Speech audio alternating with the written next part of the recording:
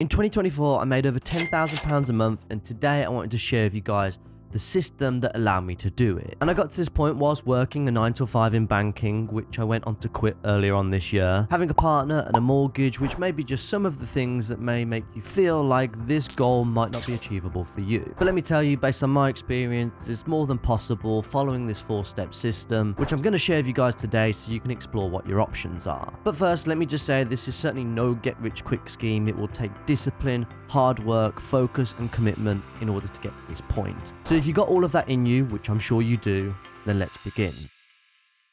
Warren Buffett once said, "The greatest investment you can make is in yourself." This quote is pretty much a summary of the last 10 years of my life, which have allowed me to grow to £10,000 a month and quit my 9 to 5 job. Warren Buffett is an individual who's known for investing in the stock market. He's worth well over $100 billion from making some really sound long-term investments. And the value of those investments are based on things like profit, growth, earnings per share, management capability, and strategic direction. But let me ask you a question. In, say, like a hypothetical world, let's say that humans were publicly listed companies. If they were, what would the characteristics be that drove the value of that individual person's stock price, and what would increase that stock price over time? You could probably list out a number of different things, but for me, near the top of that list would be that individual's knowledge. But I do have to admit, knowledge isn't just everything when it comes to generating additional income. There are other factors like luck, socioeconomic background, networks, inheritance, and many others. But there is little doubt that intelligence does contribute to one's economic and professional success, says a research paper from Liverpool University. For me, it's not so much of a guaranteed path to make additional income, but instead it does certainly contribute towards something called your unfair advantage, which we'll touch on a little bit more a little bit later. Warren Buffett is known for being a great investor, but here's how he became so good at it. I just read and read and read. I probably read 5 to 6 hours a day. I don't read as fast now as when I was younger, but I read 5 daily newspapers. I read a fair number of magazines. I read 10Ks. I read annual reports, and I read a lot of other things too. He studies and always has done right from a very young age, from learning about everything there is to know about the stock market in his local library to buying his first stock at 11 years old. He essentially turned his hobby and interest into a career, which is where I'm going to suggest that you take a moment to brainstorm what that thing is for you. You may already have knowledge on something that you could share, or potentially even package up as a service. In the context of YouTube, Mark Tilbury is a multi-business owner, and he now makes videos on YouTube about business and investing. Ali Abdaal was a doctor, and now he makes videos on all sorts of personal development related stuff. And Auto Alex was a car journalist and now makes videos on buying shit boxes. That's probably a small introduction about some of the kind of videos that I'm watching on YouTube. But all of these 3 people have something in common, and that's that they're following a similar system that I'm talking about right now. Now, don't get me wrong, it's not the only system by any stretch, but if it's followed correctly, then it can certainly be a powerful one in order to increase your income. Fundamentally though, if you don't feel like you have any kind of like specialized knowledge or expertise or additional value that you could add to somebody else, then it's kind of your job to figure out what lane it is that you want to fit in. There's a Japanese concept called ikigai, and if we put it into a Venn diagram, it's a combination of what you love, what you're good at, what the world needs, and what you can be paid for. So if you're stuck, I would start to write a list against all of these different headers and then start to figure out what you'd like to pursue. Because then once you've figured that out, you can then make the first step to starting that £10,000 a month journey. And let me just say, once you first start learning, you don't ever stop, because the world moves fast and you don't want to get left behind. A survey of 800 executives and 800 employees released by edX in 2023 stated that 49% of skills that exist in their workforce today won't be relevant in 2025. So there is utmost importance of continuing your professional and personal development regardless of the field that you operate in. And the reason why that development journey should never stop is because it allows you to increase your market value. And the benefits of that is that you can contribute more to your friends, your family, your company, your community, perhaps even your country. And when your market value is higher, the income that you can command will be higher too. So let me share what that next step is so you can start realizing that additional market value rather than leaving all of that knowledge dormant in your brain like so many people do. Whatever the thing is that you're learning, apply that thing to your own life. In order to speak authentically about something, whether it's a product, a service, or even a YouTube channel, you must have some kind of experience doing the actual thing. Like for me, I started investing right away back in 2017, and it's why I've been able to talk about investing on my channel. I also bought an investment property back in 2023, so I've made videos about the UK property market. YouTube and property also turn into two separate business entities, which I now operate, which now allows me to talk about business on this YouTube channel. Now, I'm not saying that you need to be an expert in the arena that you operate in. All I'm saying is that you have to be doing the thing that you're talking about and have experience doing the thing that you're talking about, especially if you're operating in the education space. This is what I like to refer to as the unfair advantage, which is a great book for anybody that's interested. Now, the unfair advantage is a unique, often unchangeable factor that gives someone an edge over others in achieving success. I'll share what I think my unfair advantages are in just a moment's time.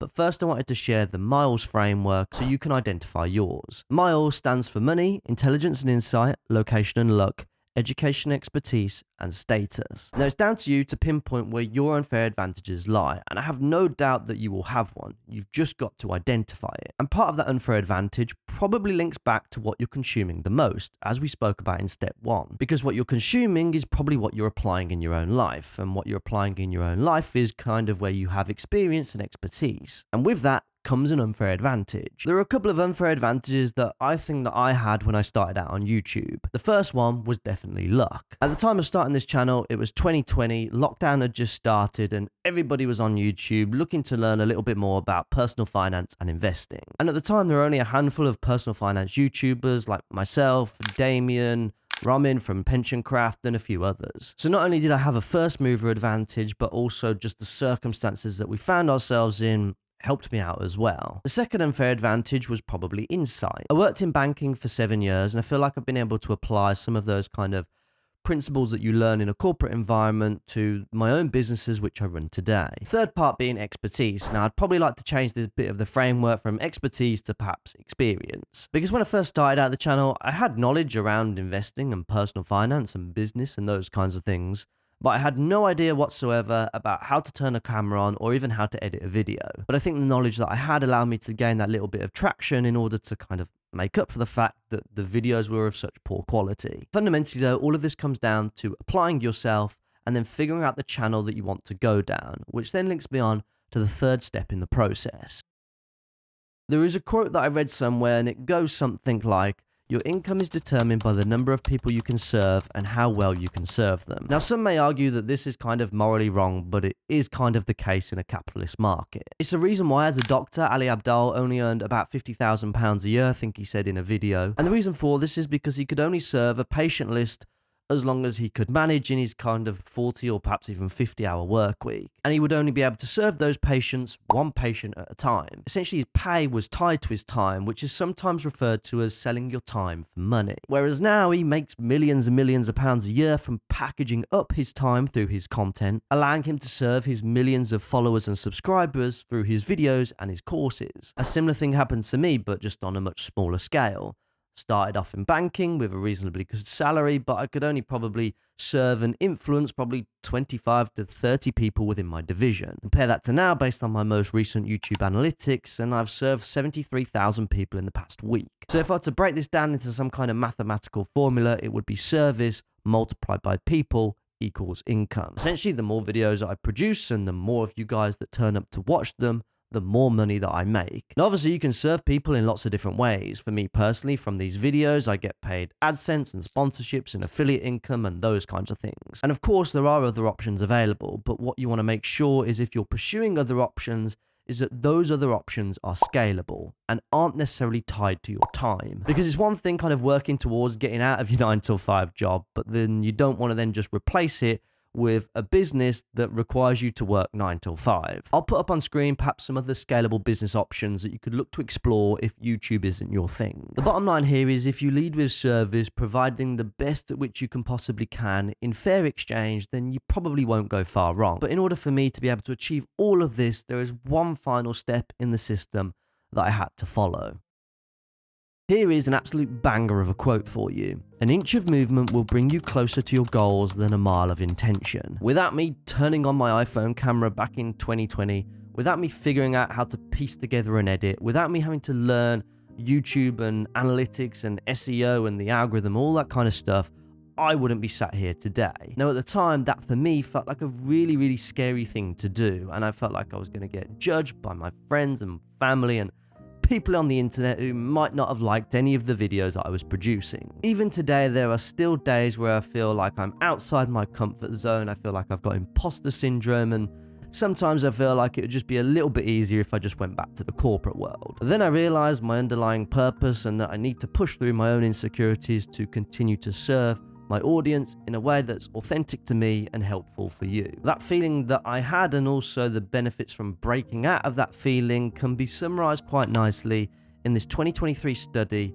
that shared that 41% of people who break outside their comfort zone expressed feelings of fear, but once having successfully done so, it provided a boost to their sense of self, boosting dopamine and reducing stress, which for me, for the most part, has certainly been the case. But in order for me to step outside my comfort zone, I not only needed motivation, but I also needed to take action too, because only if you take action will be where you start to see results. Applying this to a slightly different area of life, but the principles still very much remain the same. There was a study that was done in the British Journal of Health Psychology, and it compared a group of people who had planned to exercise each week versus how many had actually followed through with it. There was one group that read motivational material about exercise, and of those group of people that had read all of that motivational stuff, only 35% of them actually went on to take action and exercise the following week. Comparing that to the other group who had actually planned out their intentions and had actually written down where and when they were going to exercise,